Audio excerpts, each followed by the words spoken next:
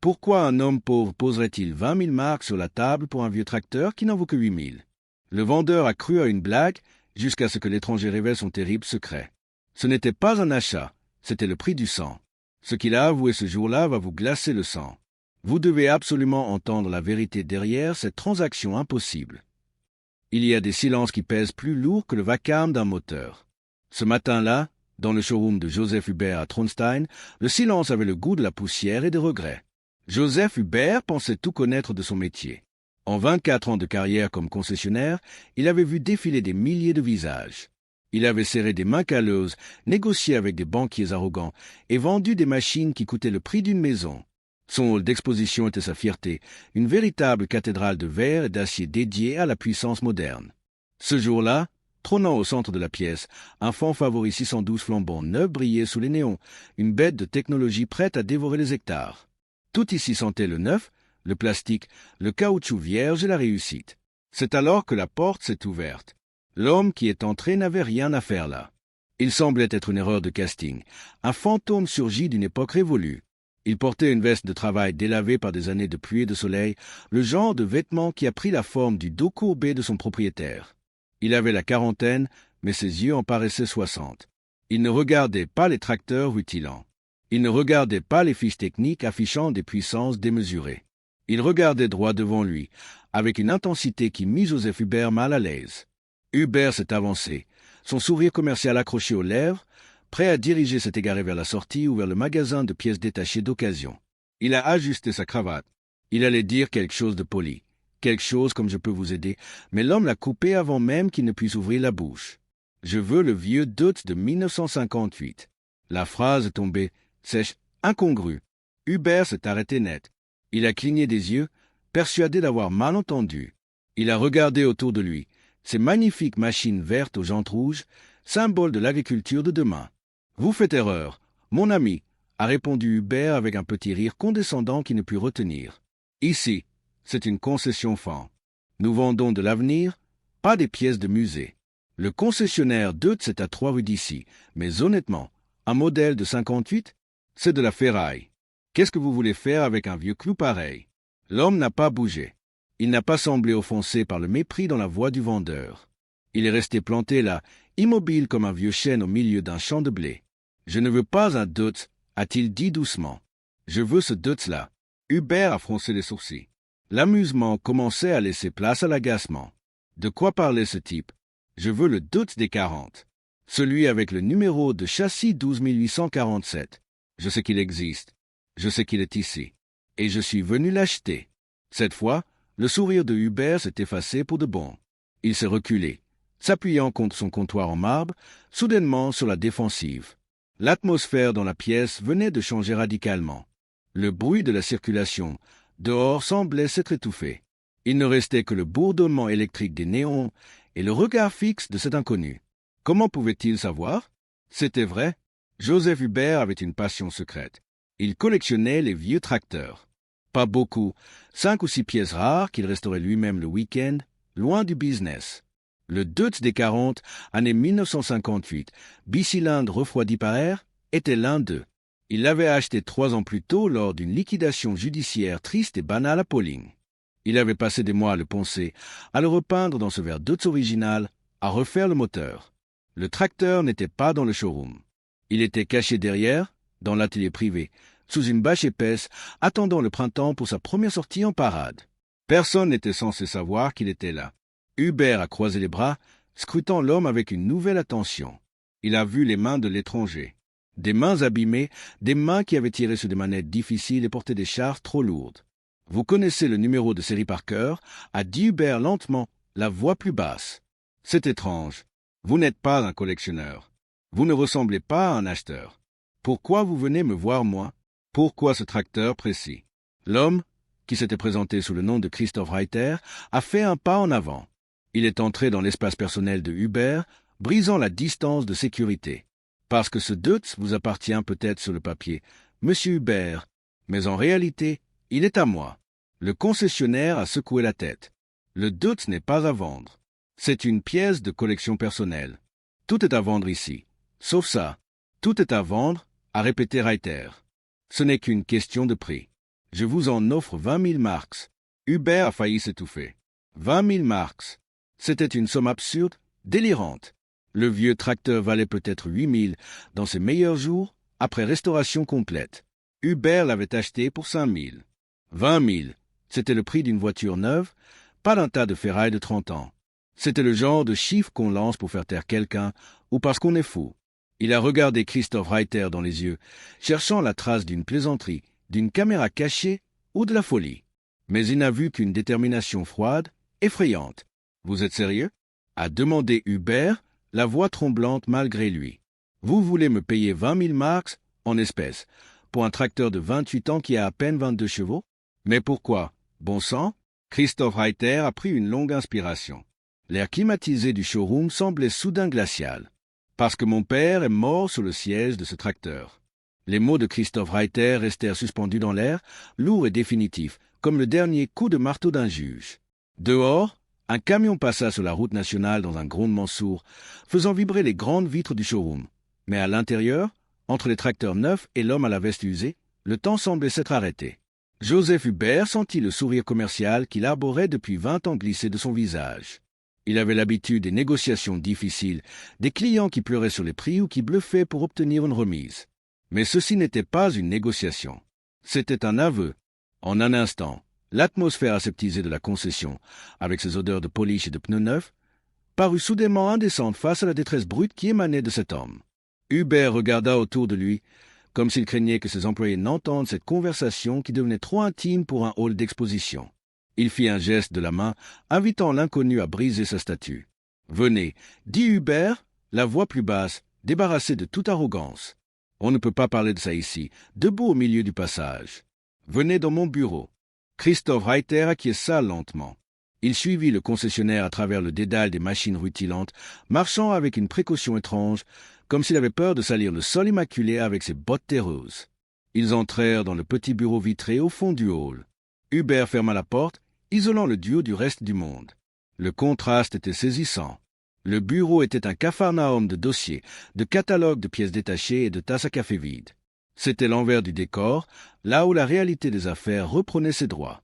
Hubert désigna une chaise en face de son bureau encombré. « Asseyez-vous, je vais nous faire du café. » Il le fit pour se donner une contenance, pour gagner quelques secondes. Pendant que la machine gargouillait, Hubert observait son visiteur à la dérobée. Reiter était assis au bord de la chaise, le dos droit, les mains jointes sur ses genoux. Il ne regardait rien en particulier. Il attendait, avec cette patience infinie des gens de la terre qui savent que rien ne sert de presser les saisons. Hubert posa une tasse fumante devant lui et s'assit lourdement de l'autre côté du bureau. Il prit une grande inspiration. « Écoutez, Monsieur Reiter, reprenons depuis le début. Vous entrez ici, vous me parlez d'un tracteur qui est caché sous une bâche dans mon atelier privé et vous me jetez un chiffre au visage. 20 000 marks. » Hubert marqua une pause, laissant le chiffre résonner dans le petit espace clos. « C'est une somme aberrante, continua-t-il, mais cette fois sans moquerie. Vous connaissez le marché aussi bien que moi. Ce Deutz des 40, même restauré à la perfection comme je l'ai fait, vaut 8 000 marks à tout casser. J'en ai payé 5 000. J'ai mis 3 000 de pièces et d'heures de travail. 20 000, c'est de la folie. C'est le prix d'une voiture neuve. C'est le prix de la survie pour certains petits exploitants aujourd'hui. Vous ne pouvez pas jeter cet argent par les fenêtres. »« Je ne le jette pas, » répondit Reiter calmement, sans toucher à son café. « Je le place là où il doit être. »« Mais pourquoi ?» insista Hubert, penché en avant. « Pourquoi payer le triple de la valeur pour un vieux bicylindre ? Je suis un commerçant, Monsieur Reiter. Mon métier, c'est de faire du profit. Si vous me donnez 20 000, je devrais sauter de joie, signer le papier et vous laisser partir avant que vous ne changiez d'avis. Mais je ne peux pas après ce que vous venez de dire. » Le regard de Christophe Reiter se durcit légèrement. Il plongea ses yeux dans ceux du concessionnaire. C'était le regard d'un homme qui a fait ses comptes, non pas en banque, mais avec sa propre conscience. « Vous pensez que j'achète du métal, Monsieur Hubert? Des pistons, des bielles, de la tôle peinte en vert. Si c'était juste ça, vous auriez raison. 8 000 serait déjà cher payé. Mais ce n'est pas ce que j'achète. » Reiter fit une pause, cherchant ces mots, ou peut-être le courage de les prononcer à voix haute pour la première fois. « J'achète le droit de dormir la nuit, dit-il enfin. J'achète la seule chose que j'ai vendue et que je n'avais pas le droit de vendre. Vous voyez ce Deutz comme une pièce de musée, une curiosité à sortir pour les défilés du dimanche. Pour moi, c'est le dernier endroit où mon père était vivant. C'est le cercueil d'acier qu'il a choisi. Et je l'ai vendu pour une poignée de billets quand la banque m'a mis le couteau sous la gorge. Le silence retomba, plus épais qu'avant. Hubert sentit un frisson lui parcourir l'échine. Il regarda ses propres mains, soignées, propres, et les compara mentalement à celles de Reiter. Il commença à comprendre que l'argent, ici, n'était qu'un accessoire. Les 20 000 marks n'étaient pas un prix d'achat, c'était une expiation, une amende que Reiter s'infligeait à lui-même. Je l'ai vendu en 1986, reprit Reiter, la voix presque inaudible. Il y a 11 ans. Depuis ce jour, il y a un vide dans mon hangar. Pas un vide d'espace, mais un trou noir qui aspire tout. Ma femme me dit d'oublier. Mes filles ne comprennent pas, mais elles ne l'ont pas vu ce jour-là. De quel jour parlez-vous? Demanda doucement Hubert. Reiter ferma les yeux un instant. Lorsqu'il les rouvrit, il ne voyait plus le bureau encombré de Hubert. Il voyait une autre époque. Pour comprendre pourquoi je suis prêt à vous donner tout ce que j'ai économisé depuis 10 ans, il faut que vous compreniez ce que ce tracteur représentait. Pas à la fin. Au début, Hubert s'adossa à sa chaise, oubliant ses rendez-vous, oubliant ses clients potentiels dans le hall. Il sentait qu'une histoire ancienne, une de celles qui forent les hommes et brisent les familles, allait émerger. « Racontez-moi », dit simplement Hubert. Et Christoph Reiter commença à parler, sa voix transportant soudain l'odeur de la terre retournée et des promesses d'un autre temps. C'était en 1958. J'avais 7 ans, l'âge où les champs de blé ressemblent à des forêts infranchissables et où les étés paraissent durer une éternité. Dans notre ferme du Rupertiwinkel, entre Laufen et Tittmoning, le temps ne se mesurait pas en heures, mais en saison et en sueur. Nous avions 14 vaches, 2 veaux, des poules qui couraient partout et quelques cochons. Mon père, Georg Reiter, travaillait 9 hectares de terre. 9 hectares, aujourd'hui, c'est un jardin. Mais à l'époque, travailler à la main et à la bête, c'était un royaume immense et épuisant. Nous avions un cheval, le brun, une bête patiente au flanc creusé, que mon grand-père avait acheté des années auparavant. Mais en 1958, même un enfant de 7 ans pouvait sentir que le vent tournait. Le brun était fatigué et l'époque des sabots touchait à sa fin. Partout autour de nous, la Bavière changeait. C'était la grande vague de la motorisation. Dans les vallées voisines, on commençait à entendre des bruits nouveaux, des pétarades qui déchiraient le calme pastoral. Celui qui voulait survivre, celui qui ne voulait pas se casser le dos avant ses 50 ans, devait acheter un tracteur. C'était la promesse du progrès, le rêve allemand de l'après-guerre. Mais les rêves coûtaient cher. Mon père n'était pas un homme qui demandait crédit. Il avait cette fierté têtue des paysans de l'ancienne école. Pour acheter sa liberté mécanique, il avait économisé pendant 3 longues années. Je me souviens de ma mère, le visage souvent marqué par la fatigue, battant le beurre tard le soir dans la cuisine. Elle vendait ce beurre au marché, ainsi que les œufs, panier après panier. Chaque pièce de monnaie, chaque pfennig récolté, finissait dans une vieille boîte en fer blanc cachée au fond de l'armoire à linge. Ce n'était pas de l'argent de banque, froid et abstrait. C'était de l'argent vivant, l'argent du renoncement. On ne s'achetait pas de vêtements neufs, on ne partait jamais. Tout était pour la boîte en fer. En mars 1958, ils ont compté les billets sur la table de la cuisine. 4200 marks.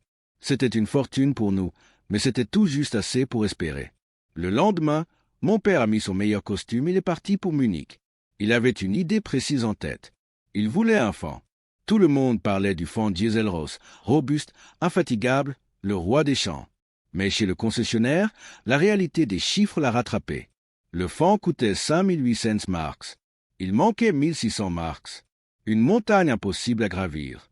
Je n'étais pas là, mais il m'a raconté l'histoire 100 fois. Il était prêt à repartir, la tête basse, quand le vendeur lui a montré une autre machine, fraîchement arrivée, à Deutz des 40. 22 chevaux.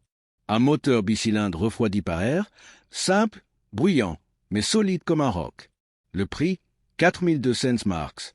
Ça collait au centime près. C'était le destin. Mon père a signé. Il a écouté les instructions pendant 2 heures, apprenant à dompter cette bête d'acier, lui qui n'avait jamais conduit que des chevaux. Puis, il a pris la route du retour. 90 kilomètres sur le siège en tôle, à découvert, le vent de mars fouettant son visage. Moi, j'attendais près du portail de la ferme. J'avais passé l'après-midi là, à guetter la route, le cœur battant à tout rompre. Le soleil commençait à descendre derrière les collines, teintant le ciel d'orange et de violet. Et soudain, je l'ai entendu. Ce n'était pas le claquement rythmé des fers d'un cheval. C'était un son mécanique, régulier, obstiné. Tac, tac, tac, tac. Le fameux martèlement du bicylindre Deutz. Le bruit grandissait, approchait, faisant fuir les oiseaux. Puis je l'ai vu. Il a passé le virage au bout de l'allée. Un engin vert émeraude, brillant sous la lumière rasante, avec des roues rouges qui tournaient avec assurance. Mon père était perché dessus, au-dessus du sol. Et sur son visage, il y avait un sourire que je ne lui avais jamais vu. Un sourire de soulagement pur, de victoire sur la fatalité. Il a stoppé l'engin devant moi, dans la cour de la ferme. L'odeur du diesel chaud et de l'huile neuve a remplacé celle du fumier. Il a coupé le contact, et le silence est revenu, mais ce n'était plus le même silence. C'était un silence plein de promesses. Il est descendu, a posé sa main sur le capot tiède, juste au-dessus du numéro de série 12847, et il m'a regardé. « C'est notre tracteur ?» Christophe a-t-il dit. « C'est notre avenir. » Il avait raison. Avec ce tracteur, nous allions conquérir le monde, ou du moins, nos 9 hectares.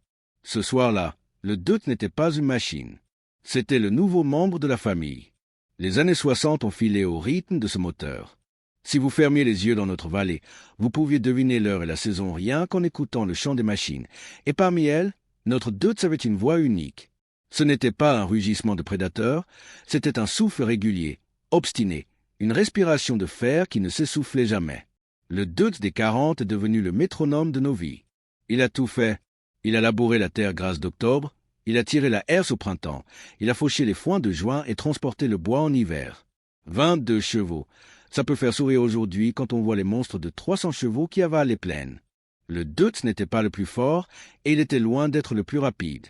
Sur la route, les voitures commençaient à s'impatienter derrière nous.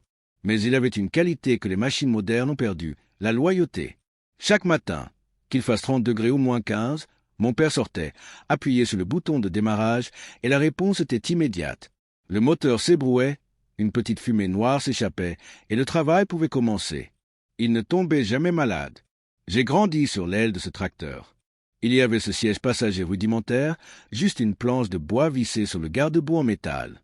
C'était ma place. De mes 7 ans à mes 15 ans, j'ai passé plus de temps sur ce bout de bois que sur les bancs de l'école. Je sentais chaque chaos du chemin, chaque vibration du moteur me remontait dans la colonne vertébrale. Je me tenais à l'arceau de sécurité, le vent dans les cheveux, et je regardais le dos de mon père. C'est là, juste derrière lui, que j'ai tout appris. Georg Reiter n'était pas un homme de grand discours. Il ne m'a jamais fait de leçons théoriques sur l'agriculture. Il me montrait comment écouter la terre, comment savoir si le sol était prêt à être retourné juste à la couleur du sillon. Et surtout, il me montrait comment respecter la machine. « Tu n'es pas là pour la forcer, Christophe, me disait-il parfois par-dessus le bruit du moteur. Tu es là pour la guider. Si tu écoutes le Deutz, il te dira ce qu'il peut tirer. Si tu le brutalises, il te lâchera. » Le tracteur portait les cicatrices de notre apprentissage. Je me souviens de cette bosse sur le capot gauche, près du phare. C'était en 1963. Mon père avait mal calculé son virage en sortant de la grange avec une charge de bois trop large et avait éraflé le poteau du portail. Il avait juré, un juron rare et sonore, puis il était descendu, avait passé la main sur le métal froissé comme on caresse un animal blessé. Il n'a jamais fait réparer cette bosse. Elle faisait partie de l'histoire. C'était la mémoire de l'erreur, un rappel constant à la vigilance. Au fil des années, le Deutz est devenu une extension de son propre corps. Quand mon père était aux commandes, on ne savait plus vraiment où l'homme s'arrêtait et où la machine commençait. Ses mains sur le volant en bakélite noir, ses pieds sur les pédales usées par le frottement de ses bottes, tout était fluide. C'était une danse lente et laborieuse, une chorégraphie agricole répétée 1000 fois, saison après saison. Le monde autour de nous changeait. Les fermes s'agrandissaient, les voisins achetaient des tracteurs plus gros, avaient des cabines fermées, du chauffage, des radios. Nous restions à l'air libre, exposés aux éléments, fidèles à notre bicylindre. Pour mon père, changer de tracteur alors que celui-ci fonctionnait parfaitement aurait été une trahison, ou pire, un gaspillage. En 1972, j'avais 21 ans. Je venais de rentrer du service militaire. J'étais un jeune homme fort, plein d'idées nouvelles, prêt à mordre dans la vie. Mon père avait 52 ans. Il était solide comme un chêne, le visage tanné par le soleil, les mains épaisses et rassurantes. Le Deutz avait 14 ans. À nous trois, nous formions une équipe invincible. Je pensais que ça durerait toujours. Je pensais que nous avions le temps, que le Deutz continuerait son tic-tac éternel et que mon père serait toujours là pour tenir le volant. Je ne savais pas que c'était notre dernier été d'innocence. C'était au cœur du mois d'août. La Bavière étouffait sous une cloche de chaleur humide. Le ciel n'était plus bleu, il était blanc, aveuglant, et l'air tremblait au-dessus des champs comme au-dessus d'un four ouvert. C'était le temps des foins, ce moment critique où chaque heure compte avant l'orage. Nous travaillions depuis l'aube.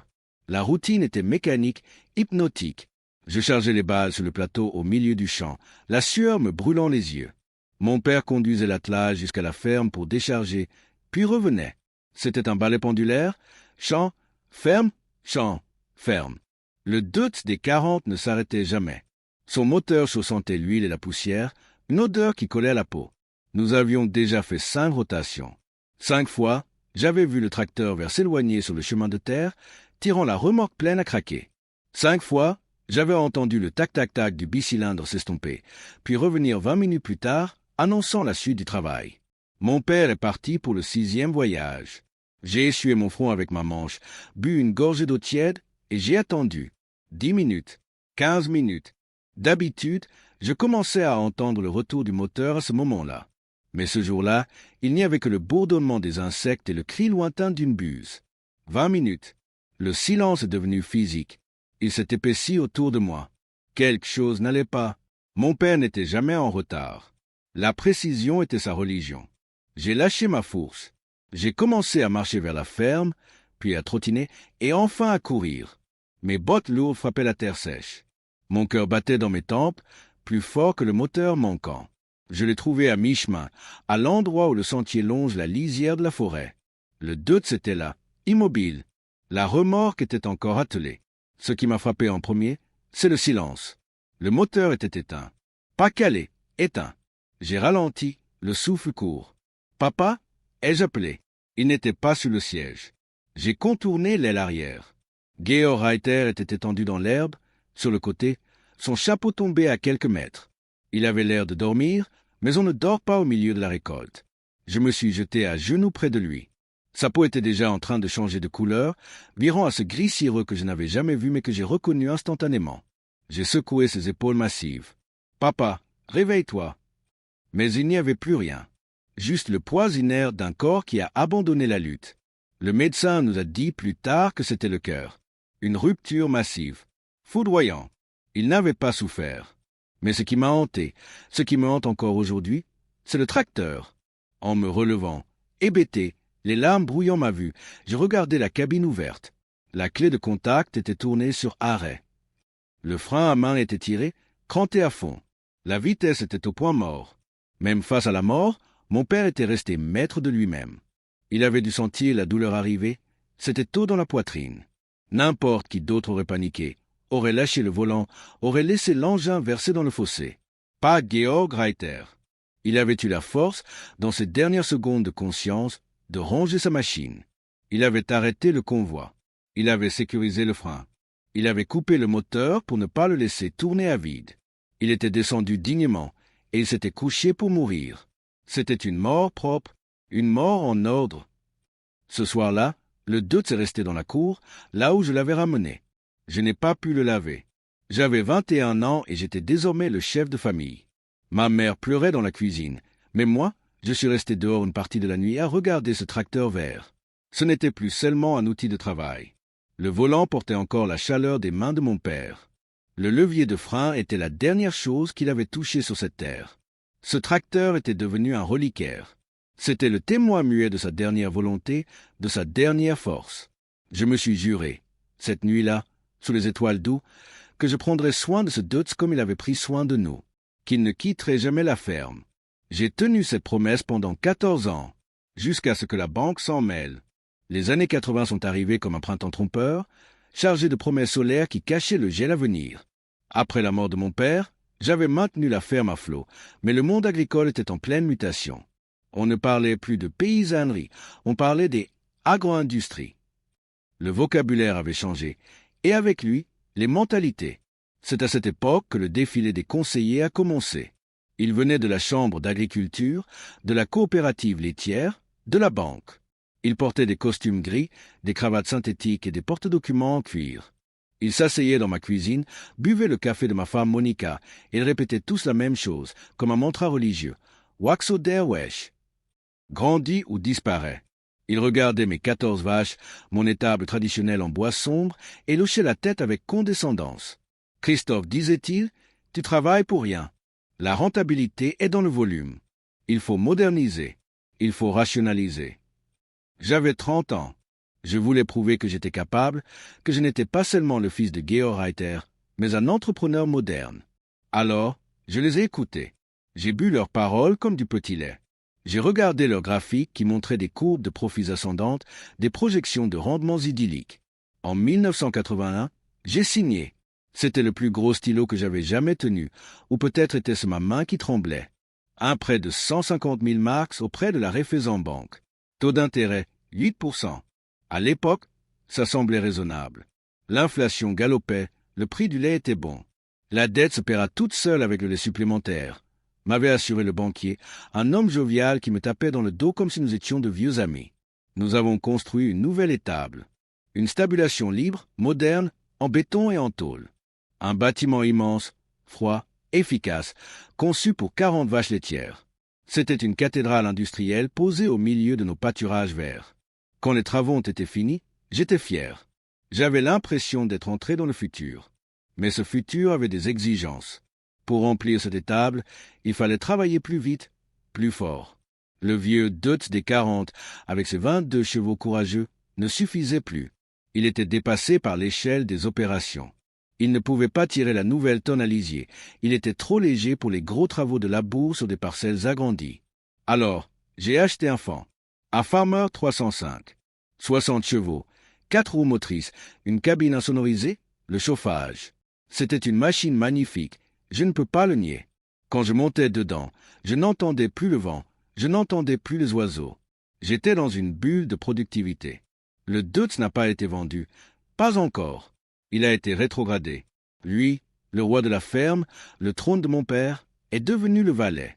Je l'utilisais pour racler les couloirs, pour tirer de petites remorques, pour actionner la fendeuse à bois. Il passait ses journées garé dans l'ombre du hangar, regardant le Fan partir au champ. Parfois, en passant devant lui, j'avais un pincement au cœur. Il semblait petit, archaïque, couvert de poussière. Mais il démarrait toujours au quart de tour, sans rancune. Nous étions en 1983. J'avais 40 vaches. La salle de traite bourdonnait matin et soir. Le lait coulait à flot, des rivières blanches qui partaient vers la laiterie. Les chèques arrivaient. Je payais mes traites, je payais les intérêts, et il restait de quoi vivre. Je me sentais invulnérable. J'avais suivi les conseils. J'avais grandi. J'avais réussi. Je ne voyais pas le piège se refermer. Je ne voyais pas que nous étions des milliers à faire la même chose au même moment, inondant le marché européen d'un océan de lait que personne ne pouvait boire. Je produisais 184 000 litres par an, et je visais les 200 000.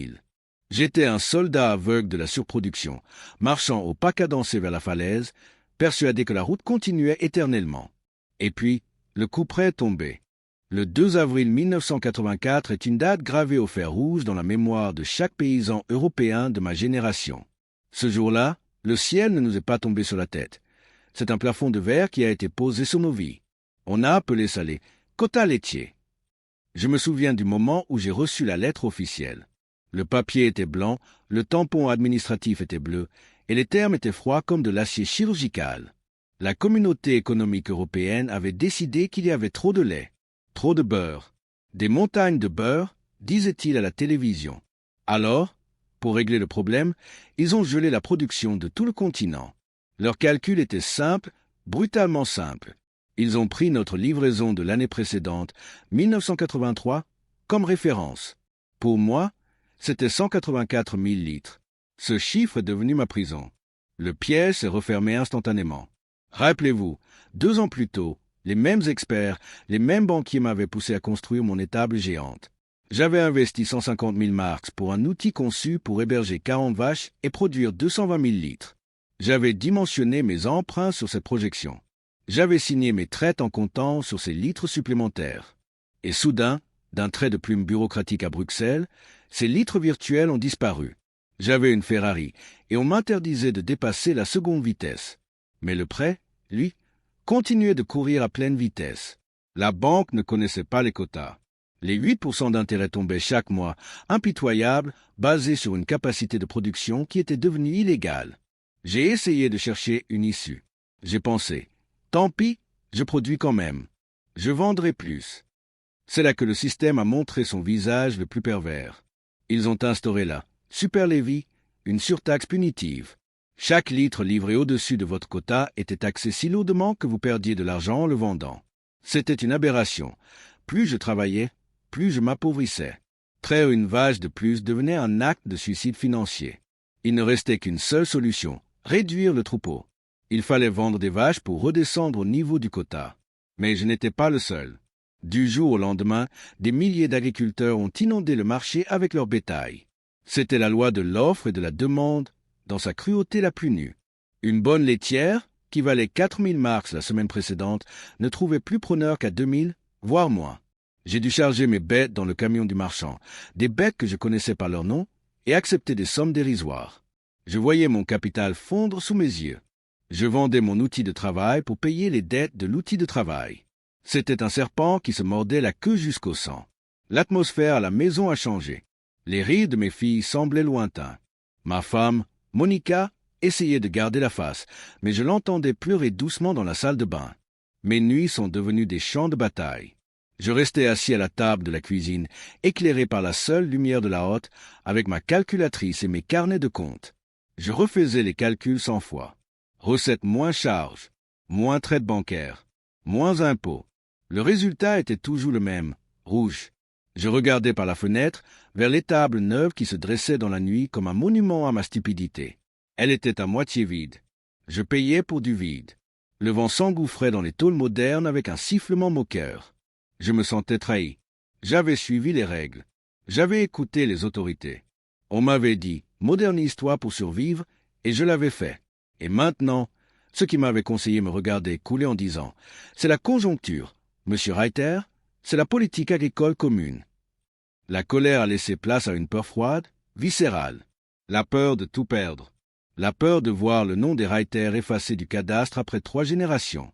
C'est cette peur qui vous fait prendre des décisions que vous regretterez toute votre vie.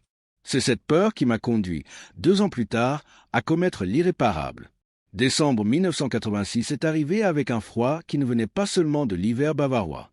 C'était un froid intérieur, celui qui vous saisit les entrailles quand vous savez que le sursis est terminé. Le courrier de la banque n'était plus une invitation à discuter, c'était une convocation. Le banquier n'était plus le brave type qui m'avait encouragé à investir. C'était un jeune gestionnaire de risque envoyé de Rosenheim pour nettoyer les bilans. Il n'avait jamais touché le pis d'une vache, mais il connaissait ses tableaux Excel par cœur. « Monsieur Reiter, a-t-il dit sans me regarder dans les yeux, nous avons besoin de liquidités immédiates. Votre ratio d'endettement dépasse les seuils d'alerte.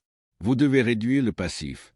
Vendez ce qui n'est pas vital à l'exploitation. » Vital, ce mot a résonné dans ma tête comme un glas. Je suis rentré à la ferme et je suis allé directement au hangar. Il y avait 2 tracteurs. Le Fanfarmer 305, puissant, moderne, indispensable pour tirer la tonne à lisier, pour les labos profonds, pour faire tourner la ferme telle qu'elle était devenue. Sans lui, l'usine s'arrêtait. Et il y avait le Dutz des 40. Il était là, dans son coin habituel. Il semblait minuscule à côté du fan. Il ne servait plus qu'à tirer la petite herse ou à aller chercher du bois. Économiquement, c'était un poids mort. Sentimentalement, c'était tout ce qu'il me restait de mon père. Mais on ne paie pas les traites avec des sentiments. On ne nourrit pas sa famille avec des souvenirs. J'ai posé ma main sur le capot froid du Dutz. J'ai pensé à la promesse que je m'étais faite la nuit de la mort de mon père. Il ne quittera jamais la ferme. Et puis j'ai pensé à mes filles, à ma femme, au toit au-dessus de nos têtes. J'ai choisi de survivre. J'ai choisi de trahir. La vente aux enchères a eu lieu à Pauling quelques semaines avant Noël. Il neigeait. Une neige sale, piétinée par des bottes boueuses. Le Dutz s'était aligné avec d'autres machines de ferme en faillite. C'était un cimetière d'espoir brisé. Je suis resté en retrait, le col de ma veste relevé, honteux d'être là.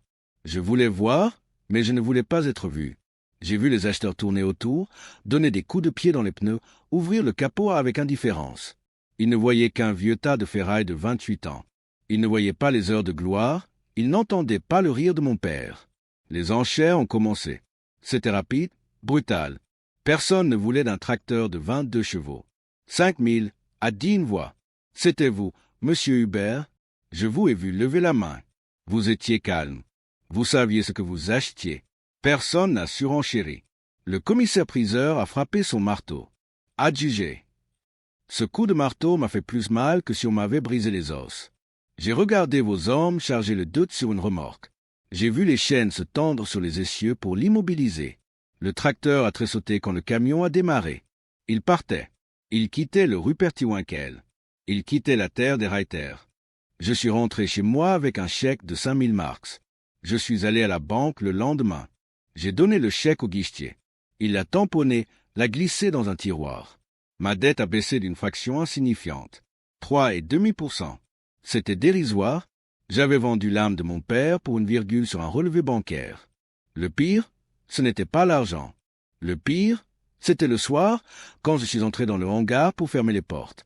Le fond était là, massif et arrogant. Mais à côté de lui, il y avait ce vide immense. Une tache d'huile ancienne marquait le béton, là où le Deutz avait stationné pendant près de 3 décennies. Cette tache noire me fixait. Le silence dans le hangar était insupportable. Ce n'était pas un silence de paix, c'était un silence d'absence. J'avais sauvé les murs de la ferme, oui. Mais ce soir-là, debout dans le courant d'air glacial, j'ai su que j'avais perdu quelque chose que je ne pourrais jamais racheter. J'étais devenu un étranger dans ma propre maison. Les 10 années qui ont suivi n'ont pas été des années de vie. Ce furent des années de survie. Une décennie grise, monotone, où chaque jour ressemblait au précédent, rythmé par la traite, le remboursement des dettes et le silence. Autour de nous, le paysage social s'effritait. J'ai vu mes voisins tomber les uns après les autres, comme des arbres rongés de l'intérieur. Les Mayer ont mis la clé sous la porte en 1988. Les Strasser, qui étaient là depuis 4 générations, ont vendu leurs terres à un promoteur immobilier en 1992. À chaque vente aux enchères, à chaque panneau à vendre planté dans un champ, je sentais le souffle froid de la faillite sur ma nuque. Mais j'ai tenu. J'ai serré les dents. J'ai travaillé comme une brute pour payer ce maudit bâtiment, pour maintenir le fonds en état de marche, pour que ma famille ne manque de rien. De l'extérieur, Christoph Reiter était un modèle de résilience. J'avais survécu à la crise des quotas. J'étais un bon gestionnaire. Personne ne savait ce qui se passait vraiment. Personne ne savait que je menais une double vie. Dans le bureau de Hubert, la lumière de l'après-midi commençait à décliner, allongeant les ombres des 2 hommes sur le sol. Christophe se pencha en avant, la voix basse, comme s'il confessait un crime. « Vous me demandez où j'ai trouvé 20 000 marks, monsieur Hubert ? C'est simple, je les ai volés à ma propre existence. Depuis le jour où le Deutz est parti sur votre remorque, j'ai commencé à mettre de l'argent de côté. Au début, je ne savais même pas pourquoi. C'était instinctif. Peut-être pour le jour où la banque reviendrait. Peut-être pour fuir. J'ai ouvert un compte secret dans une autre ville. Chaque mois, je prélevais tout ce qui n'était pas strictement vital. Si je vendais un veau, une partie de l'argent liquide disparaissait dans ma poche. Si la récolte était bonne, je ne changeais pas de voiture, je ne repeignais pas la cuisine. Je mettais l'argent de côté. Ma femme, Monica, me trouvait radin. Elle ne comprenait pas pourquoi je réparais moi-même le fond jusqu'à minuit au lieu d'appeler le mécanicien. Elle ne comprenait pas pourquoi je portais la même veste depuis 8 ans. Elle pensait que j'étais devenu amer, avare. Elle ne savait pas que chaque pfennig économisé était une brique pour reconstruire mon âme. J'ai accumulé 100 marks par-ci, 50 marks par-là, parfois 1000, les bonnes années. Pendant 10 ans, 10 ans de privation invisible, 10 ans à mentir par omission à ceux que j'aime. Christophe marqua une pause, les yeux brillants. La semaine dernière, quand j'ai vu votre hangar ouvert, quand j'ai vu la bâche soulevée et le nez vert du Deutz, j'ai su. J'ai su pourquoi j'avais souffert toutes ces années. Le compte affichait 22 000 marks. 20 000 pour le tracteur. 2 000 pour les frais. C'est tout ce que j'ai. C'est mon trésor de guerre. C'est le prix de ma pénitence. Il se redressa, son visage retrouvant une gravité solennelle. Je sais ce que vous allez dire. Gardez cet argent. Investissez-le. Achetez des parts de laiterie. Donnez-le à vos filles. C'est ce que la raison dicte. Mais la raison ne m'a apporté que des regrets. J'ai 46 ans aujourd'hui, monsieur Hubert. Mon père est mort à 52 ans. Si je suis sa trace, il me reste quoi? 6 ans? Peut-être 10? Je ne veux pas passer ces dernières années à regarder ce vide dans mon hangar. Je ne veux pas mourir en étant l'homme qui a vendu l'héritage. Je veux être l'homme qui l'a ramené à la maison. Je veux pouvoir m'asseoir sur ce siège, sentir les vibrations de ce moteur et me dire que finalement, à la fin du compte, j'ai fait une chose juste. Une seule chose pure, qui n'a rien à voir avec la banque, les quotas ou Bruxelles. Christophe plongea la main dans sa veste usée et en sortit une épaisse enveloppe en papier craft. Il la posa doucement sur le bureau encombré, entre une tasse de café froid et un catalogue de pièces détachées. 20 000 marks, dit-il. C'est beaucoup plus que de l'argent, monsieur Hubert. C'est 10 ans de ma vie. Prenez-les et rendez-moi mon père. L'enveloppe brune était posée sur le bureau, épaisse, bosselée par les coupures de billets usagés. Elle contenait 20 000 marks. Elle contenait des nuits sans sommeil, des vacances annulées, des manteaux rapiécés et une décennie de silence. Joseph Hubert regarda l'enveloppe, puis il regarda l'homme assis en face de lui. Il vit les mains tremblantes de Christophe Reiter, ces mains qui avaient travaillé la terre jusqu'au sang pour rassembler cette somme absurde. Le silence dans le bureau n'était plus lourd, il était sacré. Hubert se leva lentement. Il contourna son bureau, non pas pour saisir l'argent, mais pour aller vers son armoire forte métallique. Il fit jouer la clé dans la serrure, le cliquetis résonnant comme un coup de feu dans la pièce calme. Il en sortit un dossier mince beige portant une étiquette manuscrite, Deutz des 40, 1958. Il revint s'asseoir et posa le dossier sur l'enveloppe, la recouvrant entièrement. « Reprenez votre argent, Christophe, dit Hubert d'une voix qui ne tolérait aucune contradiction. Reiter cligna des yeux, confus, la panique commençant à monter. « Non, je peux trouver plus si c'est nécessaire. Je peux ?» « Taisez-vous, l'interrompit Hubert, mais avec douceur. « Vous m'avez mal compris.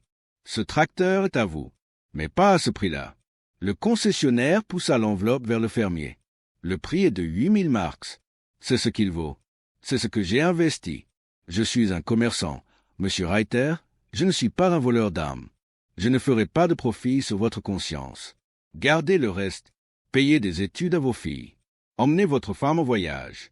Mais ne me donnez pas vos larmes en plus de votre argent. » Christophe resta figé. Il ouvrit la bouche, mais aucun son ne sortit. Il retira 12 000 marks de l'enveloppe, les mains tremblant si fort que quelques billets tombèrent sur le sol. Il tendit les 8 000 restants à Hubert. Les deux hommes échangèrent une poignée de main par-dessus le bureau. Une poignée de main ferme, rugueuse, de celle qui scelle un pacte bien plus profond qu'une simple vente. 3 jours plus tard, un samedi matin d'une clarté cristalline, un attelage entra dans la cour de la ferme des Reiter. Monica était là, sur le perron, ses bras croisés sur sa poitrine, un châle sur les épaules. Les deux filles, devenues de jeunes femmes, se tenaient près d'elle. Elles savaient. Christophe leur avait tout raconté le soir de son retour de Tronstein. Il n'y avait plus de secret, plus de comptes cachés. Joseph Hubert manœuvra la remorque avec précision.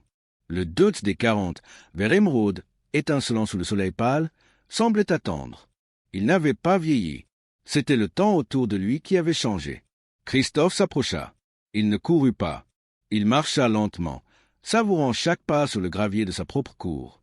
Il posa la main sur l'aile froide du tracteur, exactement là où se trouvait la bosse de 1963, désormais lissée par la restauration, mais dont il devinait encore le contour sous la peinture neuve. On déchargea la bête.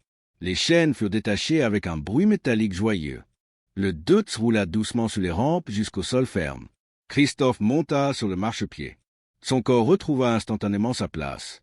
La position du siège, l'angle du volant, la distance des pédales. Sa mémoire musculaire n'avait rien oublié. C'était comme enfiler un vieux gant qui vous va parfaitement. Il inséra la clé. Il tourna le contact. Le voyant de préchauffage roux s'alluma sur le tableau de bord. Il compta les secondes, comme son père le lui avait appris. 1, 2, 3, 10. Il tira sur le bouton de démarrage. Le démarreur gémit une fois, 2 fois. Une bouffée de fumée noire s'échappa de l'échappement vertical. Et puis, la magie opéra. Tac, tac, tac, tac, tac, tac. Le moteur s'éveilla. Le rythme régulier, obstiné, ce battement de cœur mécanique qui avait bercé son enfance, remplit l'air. Ce n'était pas du bruit, c'était une musique. Le son rebondit contre les murs de l'étable, contre les façades de la maison, chassant les fantômes, comblant le vide qui hurlait dans le hangar depuis 10 ans. Christophe ferma les yeux. Il sentit les vibrations remonter le long de ses bras, apaisant enfin cette douleur sourde qu'il portait dans la poitrine. Il n'était plus le fermier endetté, il n'était plus l'homme qui avait trahi. Il était le fils de Georg Reiter, et il était rentré chez lui. Il ouvrit les yeux, vit sa femme qui souriait à travers ses larmes, et il caressa le volant de bakélite. « Bienvenue à la maison » murmura-t-il. Et pour la première fois depuis très longtemps, l'avenir ne lui faisait plus peur. Si cette histoire vous a touché, si vous aussi vous croyez que certains souvenirs valent plus que tout l'or du monde, laissez un j'aime et partagez cette vidéo. Abonnez-vous pour ne manquer aucune de nos prochaines histoires. À bientôt.